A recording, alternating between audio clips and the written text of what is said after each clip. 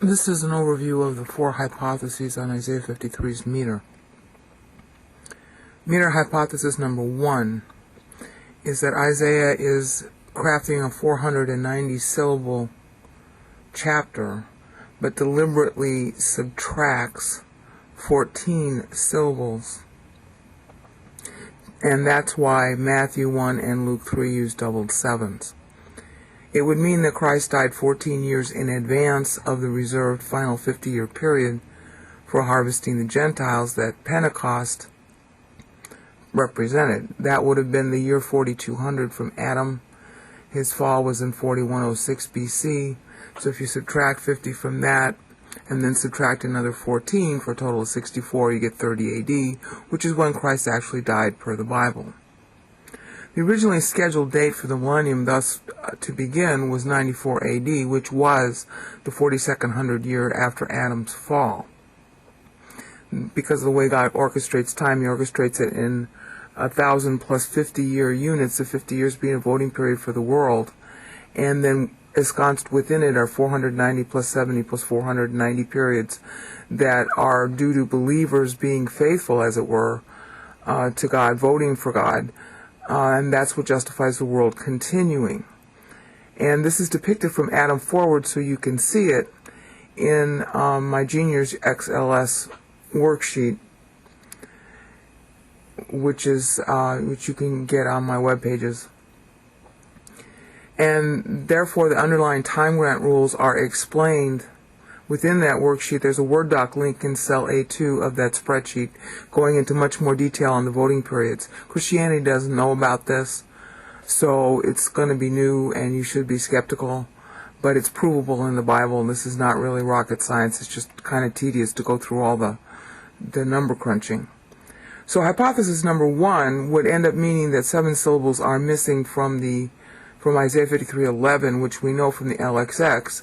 So it's easy to back translate some form, probably a participle or an infinitive, of taher for katharisai, thru for aphelein, yatsar for plassw, and or for phws. You could do it in 7 syllables within Isaiah 53:11, putting taher and probably thru in front of me'amal, and then yatsar and or after naphesho. What's most intriguing about that is the extra 7 ends with the 1000th year anniversary of David's death, because he died in 963 BC. That plus 1000 equals 37 AD, which is the ending year that God uses in the Daniel 9:26 accounting. That's why the tribulation is cut out and reserved for later, because the 490 could not completely play. So Israel is owed those extra 7 years, and they vested in Messiah when he died on time. So you don't need Isaiah's meter to see all that, but it turns out that Isaiah could have known about it because David died about 3 centuries prior to Isaiah, and he's definitely playing on the concept here in his chapter, which makes sense considering what it's about. So that's hypothesis number 1. Hypothesis number 2 still adds the above text on the 7 syllables. And as in hypothesis number 2, I'm going to demonstrate that I can find 14 extra syllables in verses 53:5 through 8 if I change my elision assumptions. And that would end up totaling to 490 actually in the meter. In other words, it would end up showing that Isaiah really used 490 syllables, just like hypothesis number 1 did. But in hypothesis number 1, we're presuming Isaiah deliberately deletes 14. In hypothesis number 2, we're assuming that the 14 are actually provided. It's just an elision assumption that was changed. The sleuthing video in Google, Isaiah LXX sleuthing video, will go through the LXX text to see if, in fact, there are missing syllables in Isaiah that the LXX picks up on. It will conclude that there are. So that's hypothesis number 3. Hypothesis number 3 is that 469 syllables that you see in Isaiah are deliberate, and therefore the LXX translation in Isaiah 53:10 through 11 is explanatory of the poetic ellipsis in Isaiah 53:10 and 11. When you say those verses aloud, you can feel the dramatic ellipsis. So the argument in favor of the text we have as we have it is strong. The problem is then I have to account for the extra missing 7 syllables doctrinally. That's where, in hypothesis number 3, I got stuck. The 14 already includes the Daniel 9:27 tribulation reserve, which was known in Isaiah's day. But I'm 21 syllables short, not just 14. The 14 syllables is already truncated based on the 1000th anniversary of David's death that we saw in hypothesis number 1, which is the deadline for Messiah to come, successfully pay, and thus renew the 1,000-year time grant. The other 7 of the 14 is a hedge for Israel's rejection, which Luke 3 and Matthew 1 reference. For in Isaiah's day, the first temple had not been destroyed. Its own second 490 would have also ended in 30 AD, so that set up a 14-year shortfall anyway. But because of the 37-year AD deadline, if Messiah completed on time in 30 AD, then that would have extended time an additional 7 years for Israel to vote for him or against him. And of course, as we know with hindsight, that's actually what happened. They rejected him. But he had another 7 years, and so did they. Otherwise, the deadline was 30 AD, and of course, that's when he actually died. So that's why God accounts the way he does in Daniel 9. It wasn't new information. It was a recasting of old information, and one of what is probably going to be many ways we can see that is here in Isaiah's meter. If Isaiah uses meter to talk about God's rules for time, it means, first of all, that it's foundational, because rhetorically God always uses a foundational method of rhetoric to communicate a foundational doctrine like Trinity, God, man, hypostatic union, the method of salvation, and his rules for time. He's always going to embed that stuff in wordplay or in some other form of wit, because it's so well known.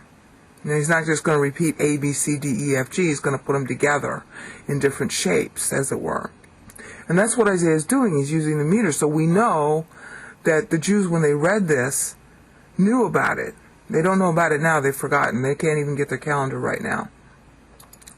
Okay, so assuming that the meter is deliberate, in hypothesis number 3, 4, 2, 1, in 3, I don't know how to account for the third 7 if I'm assuming that no 7 syllables are missing, except to say that the words are missing. Okay?